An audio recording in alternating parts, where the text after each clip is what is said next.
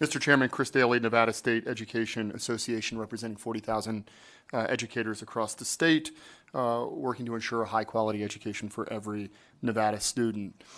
Frustration with student assessments is one of the top, if not the top, complaint that we hear from our members who are in the classroom.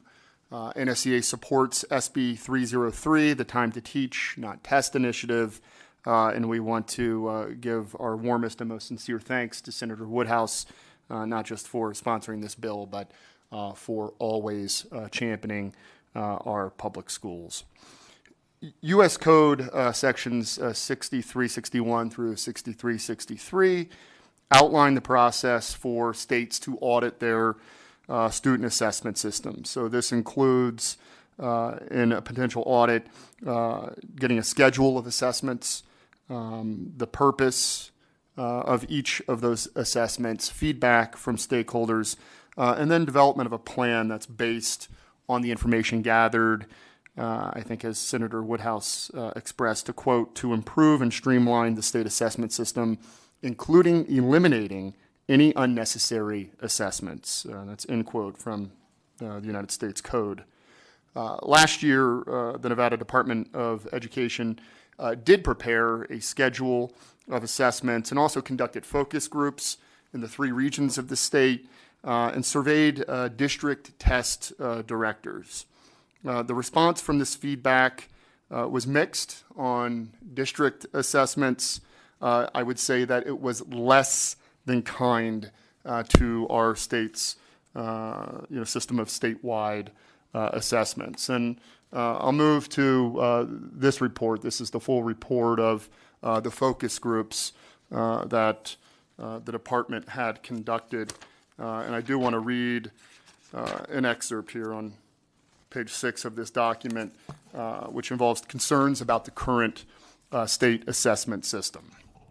And keep in mind, this is from the district test directors.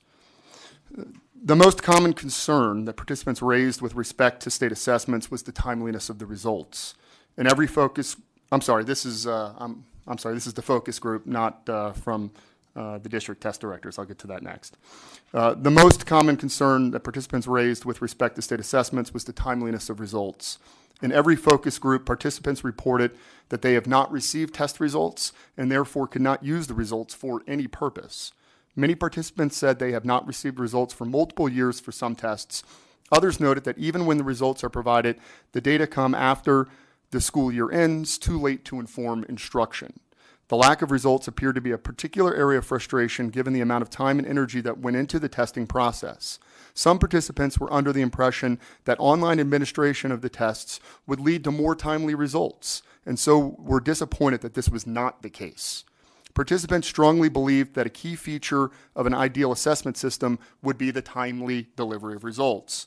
Participants consistently reported that there were too many state assessments that took too long to administer. Participants in every focus group believed that there were redundancies within the state assessment system that should be eliminated, resulting in fewer tests. They expressed a desire for shorter administration periods for tests. Participants identified a number of ways that assessment negatively impacted the educational system. The most common concern was loss of instructional time. Estimates of the instructional time lost directly to test administration range from 4 days for one set of students to 1 month for all tests in all schools. Participants also noted that instruction is negatively impacted due to pressures to, quote, teach to the test and imposes time constraints on instruction. Participants identified ways that state assessments indirectly affected instructional time through accommodations made to school schedules. For example, participants reported that their schools had to alter their schedule in the spring, that computer labs would not be available for regular use, and that some schools instructed students to stay home on days they were not being tested to accommodate test administration.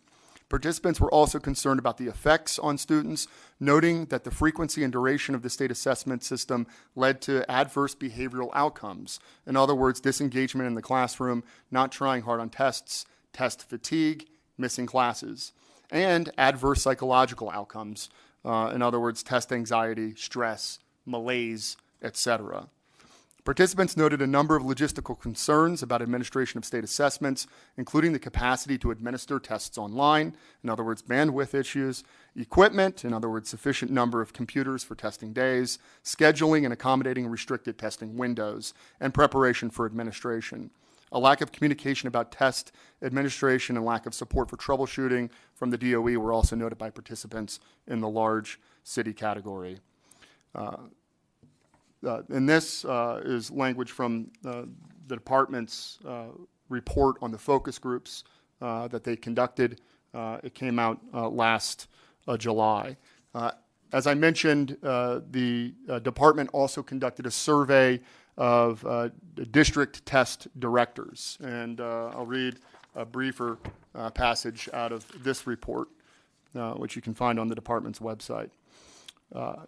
Of the state-mandated assessments administered, none were identified by the district test directors as being of high value in informing student progress to school or district improvement, in time and cost versus benefit received, in setting clear expectations for students, in measuring and monitoring student progress towards mastery of content standards, in supporting student placement decisions, in providing feedback to students and families, in providing feedback to educators, and providing feedback to community members.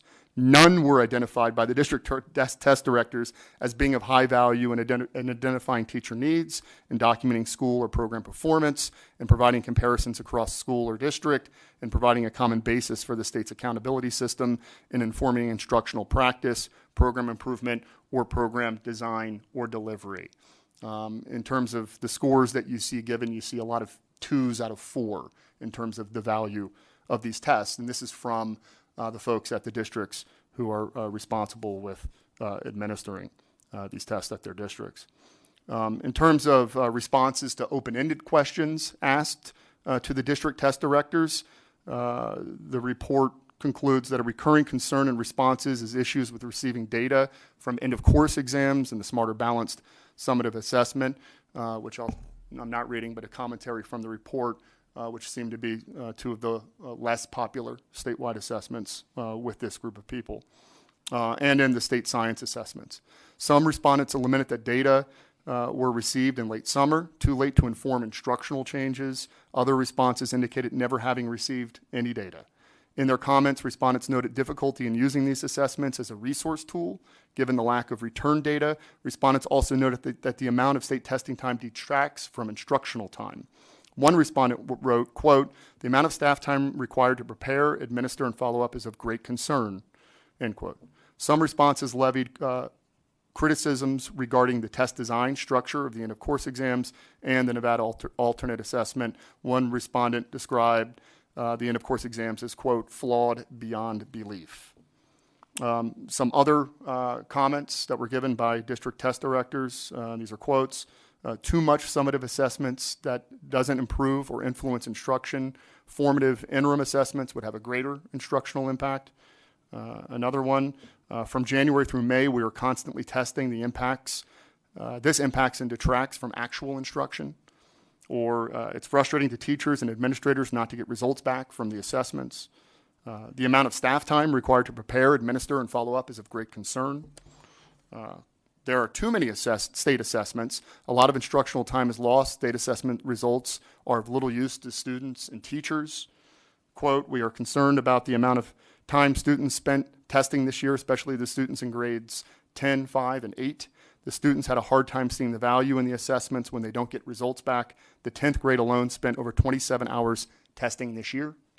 My last one, maybe my favorite, "We are using MAP right now in place of the 3.8 assessments because we haven't received results and won't have complete growth results this year.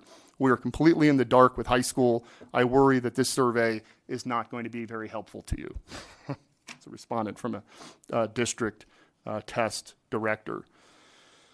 So in terms of this process last year, we had from the department the focus groups I mentioned, that survey of district test directors. At the same time, they also had an ESSA implementation process. And I'm not sure over here in finance if you're familiar yet with this draft of the new Nevada plan from the department. But unfortunately, when you read the feedback from stakeholder groups, and the district administrators, there seems to be a pretty big disconnect or gulf between what we just heard from that feedback, which is the department's own survey and focus group results, and this document. For example, if you go and read an overview in this document of the Nevada State Assessment System in terms of their description of the Smarter Balanced Assessments, or the SBAC, it's written, and I'm reading from this document, the computer adaptive format and online administration of the assessments provides meaningful feedback that teachers and parents can use to help students succeed. That's unfortunately not what we've heard in the department's own feedback from their focus groups and from their survey of district test directors. I did want to acknowledge that in terms of the advisory group recommendations, and I believe a vehicle over on the assembly side, that there is an amendment being made to the end of course exams that NSEA does support to transition the exam away from high stakes graduation requirement to a medium stakes statewide final exam. We support that change, but we think that that only scratches the surface. Which brings me back to the fiscal note, if I can find where I left it, and the bill language. So, if you read the bill language, I'd say that NSEA doesn't think that we need a complete do-over here. The feedback from the survey, the feedback from the focus groups is compelling. I'm not sure that we need to redo the focus groups. Perhaps the survey could use an update. But I think what we do need is a plan, as the U.S. Code instructs, that is based on the information gathered, that's based on the feedback from the stakeholders, and it's clear that in this process that's missing. I think that moving forward, it may make sense to have a process that includes the department and perhaps the Legislative Committee on Education to ensure that student assessments are improved and streamlined. NSEA looks forward to continuing our work with the bill sponsor, Senator Woodhouse, and we hope to be able to engage the department on this and moving forward. Thank you very much. I'm available for any questions. Thank you, Mr. Daly. Questions from the committee? Yes, Senator Kiekefer, please. Thank you, Mr. Chairman. Mr. Daly, I'm sorry. What's new that's going to address the fiscal note? I'm just not. You'd indicated something was new coming out of Congress, and I still don't get what's new that's going to change the fiscal note. So on the note, the department included, the fiscal note from the department. There's some local fiscal notes that are relatively small, but from the department, $143,000 note, and included $43,100 for kind of a do-over of stakeholder groups. I'm not sure that that's necessary to repeat. You're just talking about utilizing surveys and focus groups that have already been done. Correct. Okay. And so, the survey, I think, perhaps working with the department, maybe not a full resurvey, but maybe an update on that, which hopefully would lower that $53,500 price tag. I'd like to keep all of the money in the plan development, sure. If that's adequate. Right. So it's not that there's a new reg out of D.C. or that the grants have become available out of the federal government. Well, I do have like that. I do have an update from the NEA on that, and for what it's worth, from the United States Congress, we hear that while Congress has yet to finalize appropriations for fiscal year 17, it's expected to do so by the end of the month, or at least according to the NEA folks in the Capitol. Assuming they do so, NEA anticipates funding for the state assessment program. The current draft in the Senate bill has $378 million. The House bill has $300 million. NEA, of course, is working more towards the Senate figure. So the process is that the Education Department must provide each state with a minimum allocation of $1.5 million. Remaining funds after that get distributed to states on a state share of students age 5 through 17. And then there's a process by which a percentage of that is reserved for this auditing purpose of state assessments. My understanding, and we can hear from the superintendent, is that the state did access some of those funds last year.